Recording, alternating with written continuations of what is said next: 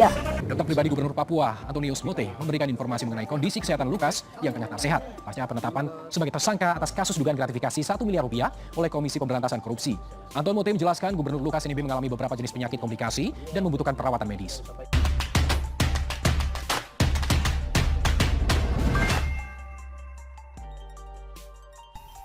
Mangkir karena atlet, bukannya olahraga di Stadion Lukas NMB, malah ke kasino.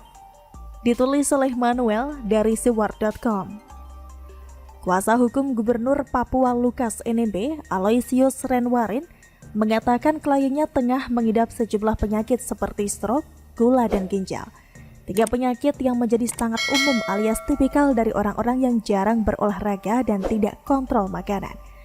Padahal kalau mau bicara Lukas NMB, si orang Demokrat yang satu grup sama SBY, AHY, Hinca, Panca, dan kawan-kawan partai gurem tersebut, di Papua ada stadion olahraga yang sangat besar yang namanya Stadion Lukas NMB. Ironis banget. Bukannya seharusnya dia jaga kesehatan dengan berolahraga di Stadion Lukas NMB yang adalah namanya sendiri. Dia malah ke kasino. Orang Demokrat memang gak bisa mensyukuri apa yang mereka punya.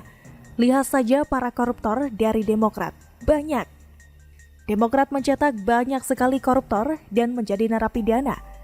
Beberapa berhasil bebas, beberapa nggak berhasil bebas karena habis nafas seperti Sultan Batugana.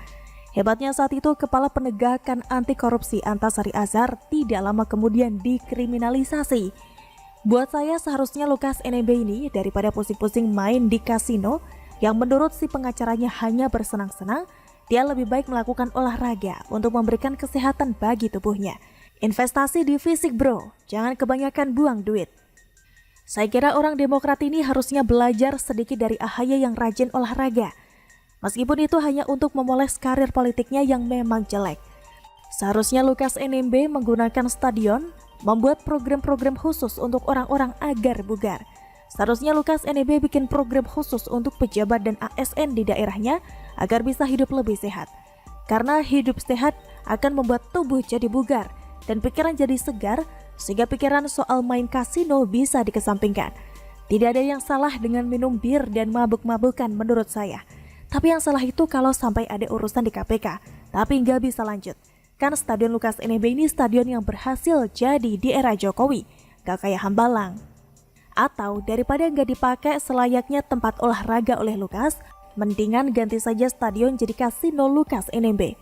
Tapi Indonesia masih tabu ya soal judi-menjudi. Saya sih gak tabu sama judi, toh duit gua juga kan. Kalau bukan duit gua, ya gua malu berjudi. Selama judi itu adalah hal yang dilakukan untuk senang-senang dan tidak sedih atau nafsu sampai pakai uang rakyat, ya gak apa-apa. Toh juga ini kan having fun. Tapi kalau urusan temuan dari PPATK itu bagaimana? Ya tinggal tanggung jawab masing-masing yang bersangkutan saja. Sudahlah Pak Lukas, mending olahraga di Stadion Lukas NMB sebelum nanti diganti namanya jadi Stadion Joko Widodo. Nanti AHY nangis dan baper lagi. Bagaimana menurut Anda? Proyek Jalan Tanya, siapa menteri yang paling sering terlihat bersama Presiden Jokowi ke berbagai daerah di Indonesia? Pasti yang disebut adalah Menteri PUPR, Basuki Hadi Mulyono. Basuki kerap mendampingi Jokowi meninjau dan meresmikan berbagai proyek infrastruktur, mulai dari jalan raya, bendungan, dan pembangunan kawasan wisata. Basuki juga sikap menemani Jokowi.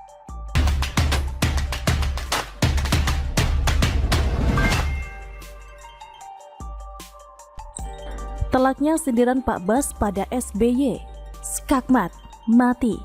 Ditulis oleh Erika Ebener dari siwar.com.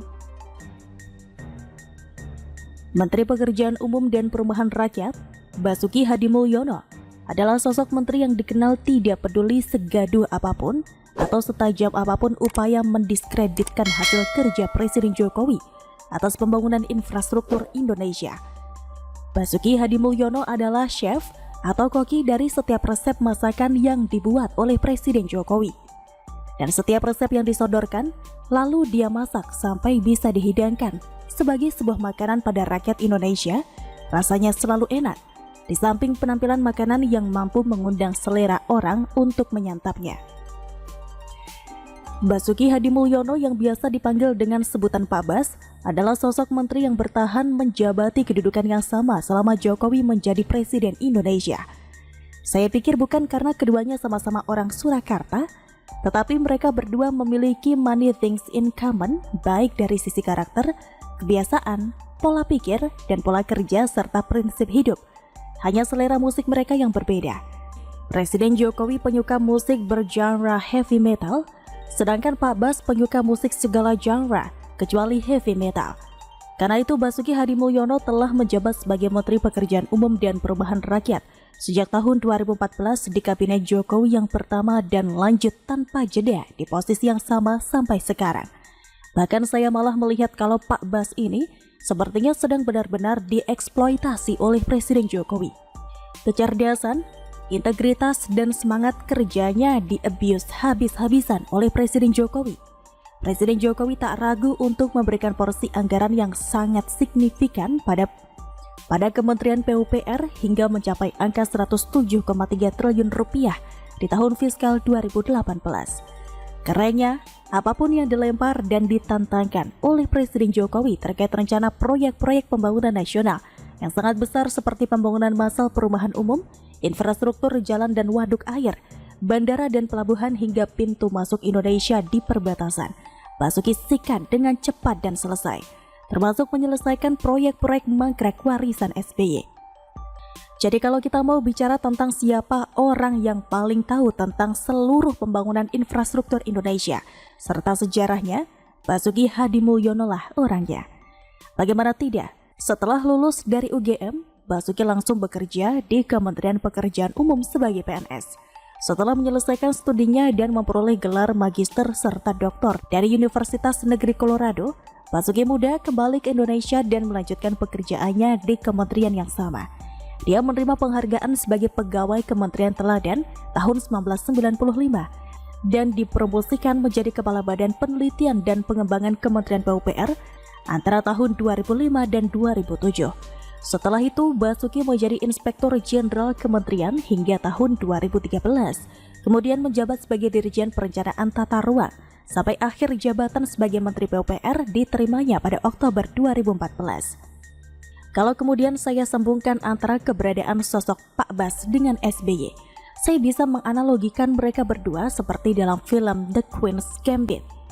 SBY adalah Vasily Borgov, jawara catur dunia dari Rusia, dan Basuki adalah Beth Harmon, seorang prodigi catur yang mampu meningkatkan visualisasi taktik caturnya setelah dia meminum obat penenang. Vasily Borgov adalah pecatur dunia yang merasa tidak ada orang yang akan mampu mengalahkannya, sampai kemudian dia harus bermain catur melawan Beth Harmon dan kalah. Ocehan AHY dan sikap SBY selama ini saya analogikan seperti sikap Vasily Borgov.